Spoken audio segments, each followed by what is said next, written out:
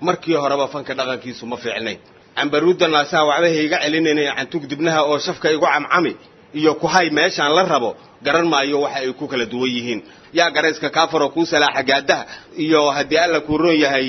waxa hadda jira kala roona markii loo fiiriyo dhinacaasna mugdi badna naartan maalma joogay ninkii yiri muxuu ku eedeynaya kuwa maanta joog marka dhaqan ahaanba markii horeba ma uu safiicnayn markii la yiraahdo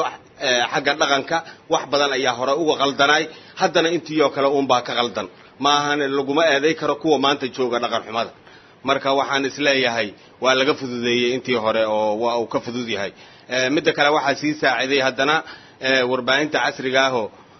fanaana weligiis bulshadu aysan arkin ayaa YouTube-ka iska soo dhigaya inta kaliya iska soo duubo marka si fudud ayaa bulshadii haddana ay ku baranaysaa marka waxaan isleeyahay intii hore waa ka horumarsan yahay markii laga fiiriyo dhinaca sida bulshadu ay ku heli karto